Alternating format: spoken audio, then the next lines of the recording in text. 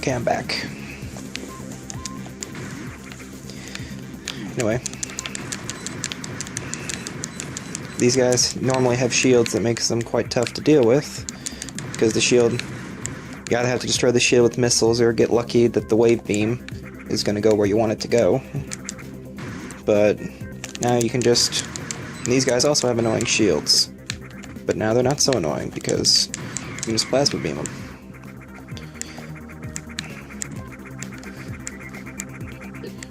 I was talking earlier about, like, the things that people love about Metroidvania-style games, and one of the things that I think everyone enjoys about these games, or at least people who don't like these types of games would enjoy if they ever got that far, is just the feeling of getting more and more powerful the further into the game you go. Like, that's a great feeling. And another aspect of Metroidvania that's, at least the Metroid games that I've played, is that usually there's a little bit of time, there's quite a bit of time you have between being able to handle anything the game can throw at you and the actual end of the game. So, like, usually in games, when you get the super awesome weapon that completely breaks the game, they don't let you... Ah, crap, Zeta Metroid. When are you gonna block me?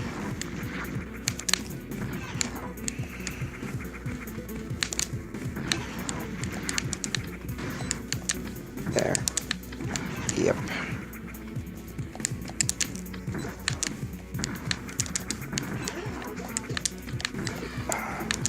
Thought I was being smart.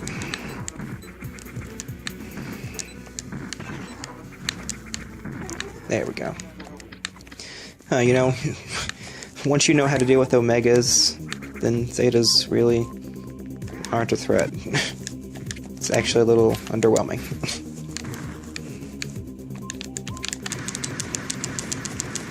Die. You can die too. Give me that super missile. Alright, looks like the only thing we came in here for was that Zeta Metroid. Trying to space jump, I'm in Morph Ball mode. Classy. Very classy.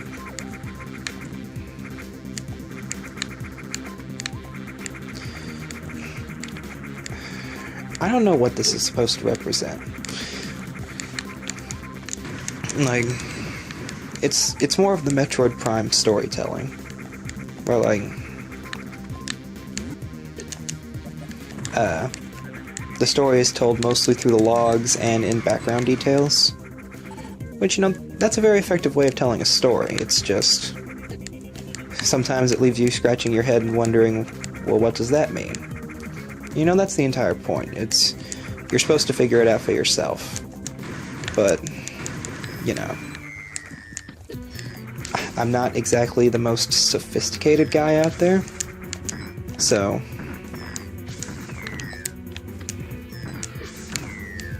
it's like,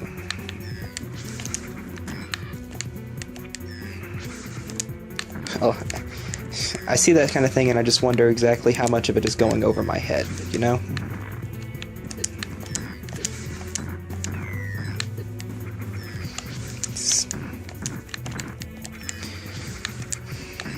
Then again, I don't really play Metroid for the story. The stories are undoubtedly quite good if you actually pay attention to the background details and the lore and all that. But it's kind of the Dark Souls thing. I don't exactly play it for the story. I'm playing because they're fun games.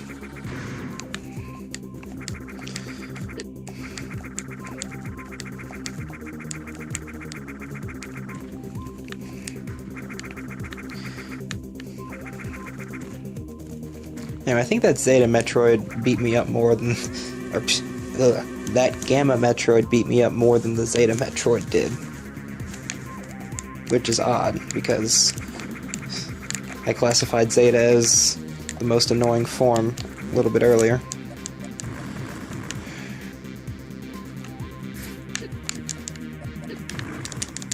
Die.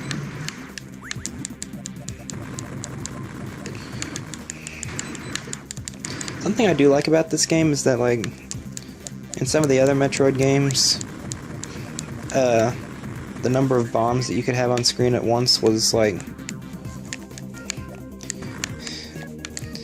Or, no. I think you can have the same number of bombs on screen in the other games as here, which is just 3. It's just that, like... the bombs themselves explode faster, so if you just press the square button with good timing, you can get a lot more coverage, instead of, like, in Fusion, where I do this, and then have to backtrack because I missed an area.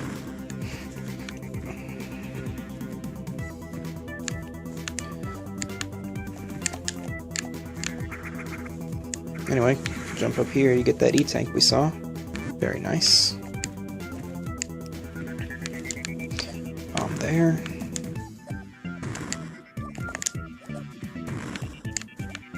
And that is a tease. That's what we call a tease.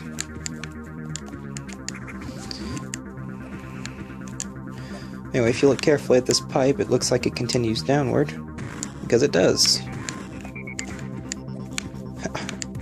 There we go. I almost lost it, but I didn't.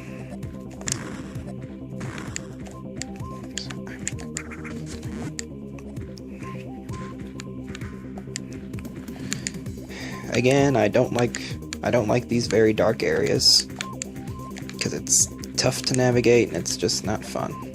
Wait, where does this go? I haven't been this way yet. Unless I have. Yeah, I totally have.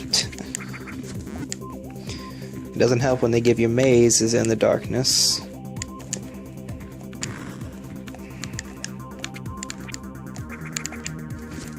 Oh well, the point is supposed to be that it's challenging. I think you're supposed to spider ball here, because, like, you need to bomb those blocks. That's another thing about the spider ball. It's like, if you turn a corner, the spider ball will keep going if you're holding the analog stick even a little bit. And I know why it happens. It's the same reason why in fixed camera games, whenever the camera shifts, if you keep holding the analog stick in that direction, it stays that way. I don't know how to get this power up. Like, if you put a bomb somewhere around here, there's like a phase-throughable block, like one of those falling through fake block things. But I don't know how to get on top of that. It's weird. But yeah, like this was this like the Daily Planet or something?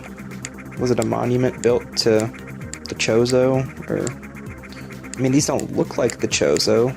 The Chozo were bird people. Although, they kind of look like they have beaks underneath those helmets, so maybe they are the Chozo.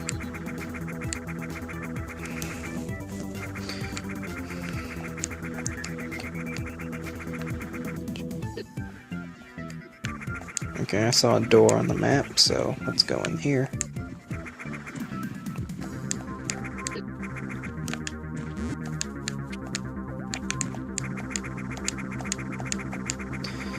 Very narrow passageways that you must space jump through.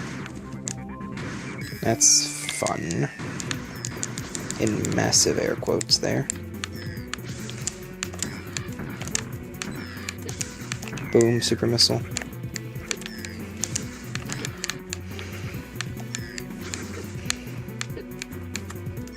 If you can, crap. I recommend trying to get directly under these Metroids, because, like, standing directly under them is what I find to be the easiest way to hit their kill zone. Although aiming diagonally seems to be more effective. Hold on a sec, guys. Alright, I'm back. Let's go. I barely took any damage against that Gamma Metroid. I was about to say Zeta, but then I caught myself.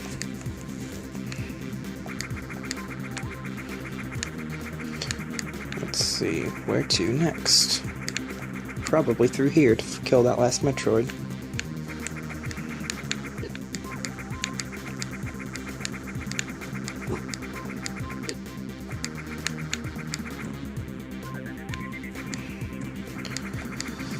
I think this is a Zeta fight.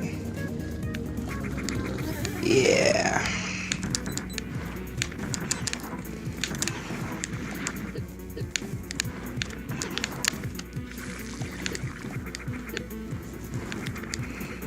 really hope I don't die, because then I'll have to free fight all these other Metroids.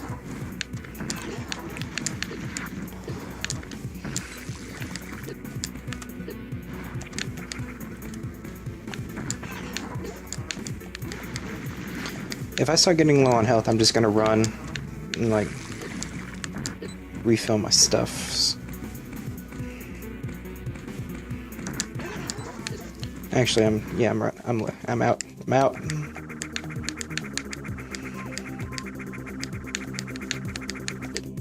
I don't feel confident fighting Zetas without super missiles, because without them, they take so many shots. It's ridiculous.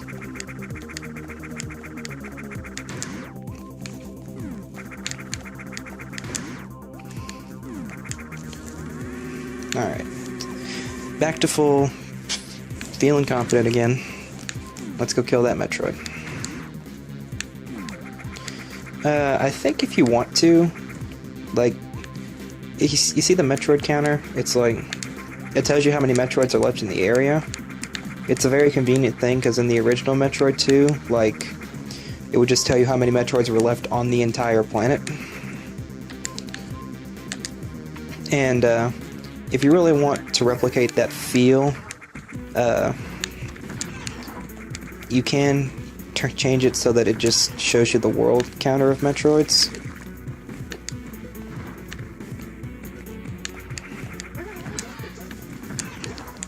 Okay. Once again, I'm not doing the best. It doesn't really matter, because I'm hurting it. I was crouching. Freaking analog stick makes me do things I don't mean to do.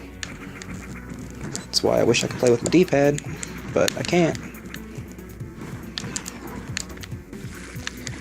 Because I don't think the game was programmed with this controller in mind. It's recognizing it as a controller that's the computer supports, that's not the Xbox. Ow, that did a lot of damage. Don't get hit by its claw swipes.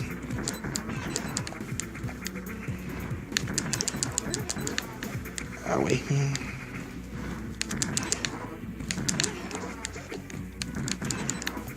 That does like half a tank of damage. Jeez.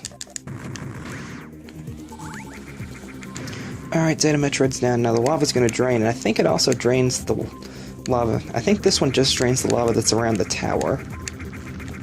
Because, like, if you backtrack and leave, the lava that's hindering your progress will still be there. I think. Because there's an area underneath the tower that we need to go to first.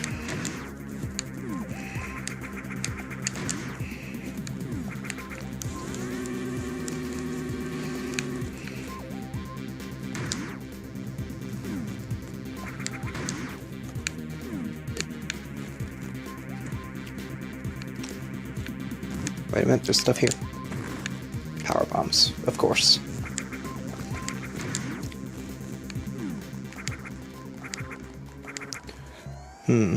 Blast doors. There's something else that I don't think has ever been in a 2D Metroid game. I think there are a few in the Prime series, but I'm not too sure about that.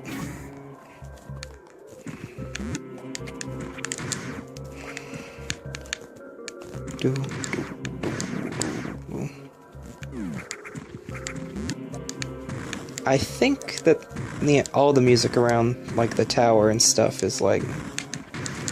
I think they're all remixes of Norfair, or maybe they're Brinstar. It's one of the two. Whatever the Magmore Caverns theme is a remix of, that's what this is a remix of. I know that much.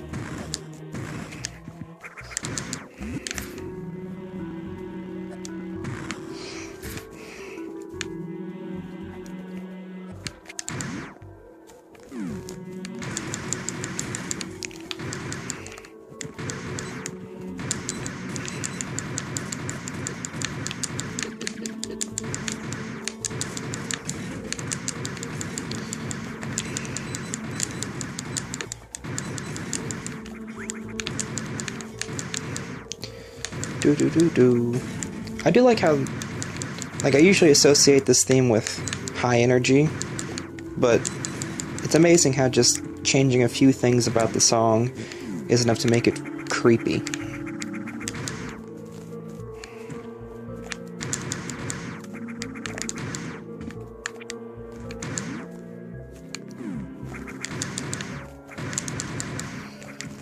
I mean, I'm not a music buff, but it does. I like a good song. I mean, who doesn't like a good song?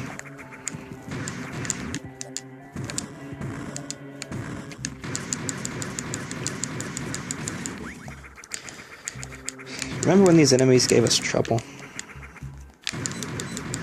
Well, I don't remember when these particular enemies gave us trouble because they were introduced to, like, the same time we got the freaking plasma beam. But, oh hey, an elevator. That's a classic Metroid staple that only appears once in this game because I don't think Metroid 2 had elevators. It was all just one huge planet.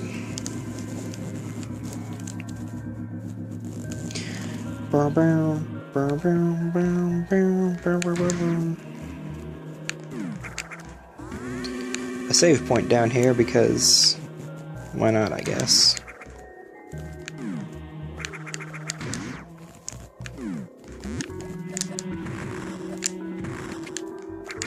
Yeah, I don't think you're supposed to come in here until a little bit later. You can't stand on these. I didn't think you could, but you can. These look like generators, which means that this must be a power facility. And if you look at the log, yeah, it's a power plant. And now we get power bombs, conveniently enough, in the power plant. And I'm getting a little bit close to time, so... Alright, now let's try out these brand new power bombs. Uh-oh.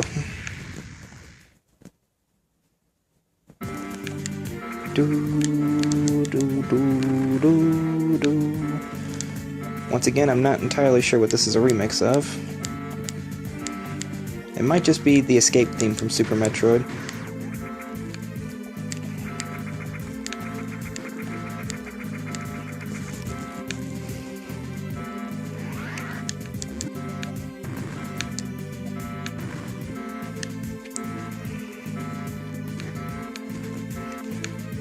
Okay. I don't think there are any enemies coming back through here. Oh, wait. I was wrong.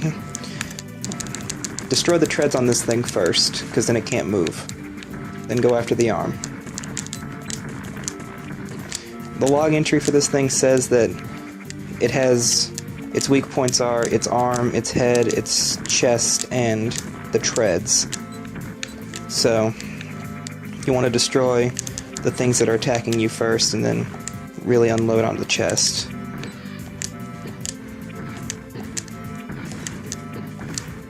Because that's the kill point, is the chest. That gem that I keep missing. You can also hit the head, although I don't think the head is doing anything.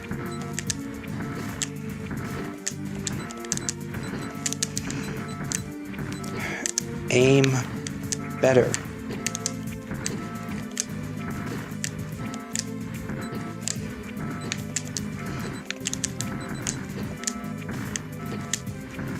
There we go. It's dead. Let's go.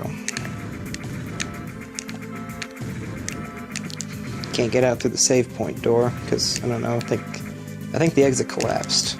So let's get out this way.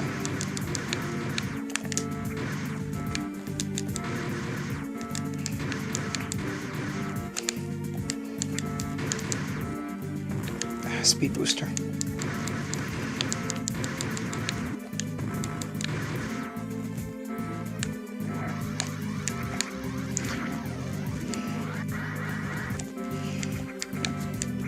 But yeah, just like with some of the other stuff in this game, I feel like this entire escape sequence is only here because the original Metroid 2 didn't have an escape sequence, And this is just, it's such a series staple.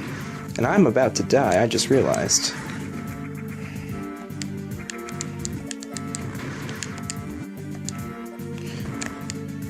Oh, I have 1 health point. Actually, let me kill this thing and see if I can't get some health back. 5 points. That's very useful.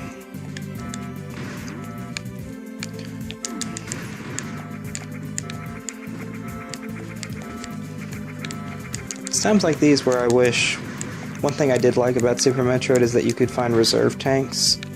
Or like if you died, then your health would just automatically refill. And this door is open now, so we can see what was in here. Oh, what? And I'm all the way back here. Alright. I should be back now. This is where I died, and this time I have a lot of health. So, let's just get out of here. My run against that boss went a lot smoother, and also I hung around after he died to pick up the goodies that he dropped.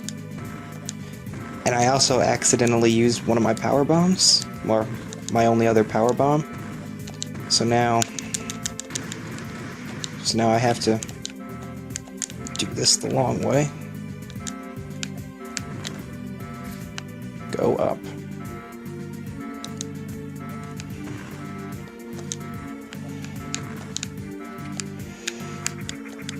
Through here. Hurry up. That power cell temperature thing is getting awfully close to exploding.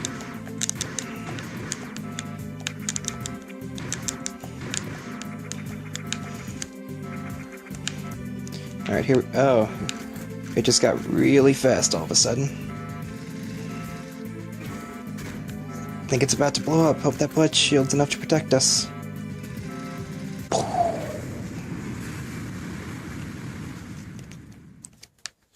That is actually a scripted event. No matter how fast you move, that will always blow up on you and drain you down to 5 energy. It's okay though, because if you go back down into the area of the explosion, then you should find something. There's something in here for you that should refill your energy. Yep. Because everything's all blown up, you can now access this place. And apparently there's also something else here. If I still had a power bomb, I'd totally use it to check, but as it stands, I do not have a power bomb. Anyway. Alright guys, sorry about that. I had to go take care of some stuff. And because of that stuff, I'm probably gonna have to stop recording soon. Like, I'm just gonna get to the save point, and that's gonna be it for this episode. Or these episodes. I've been recording them in bulk. Just because it's easier. It's so much easier. More use out of the spider ball.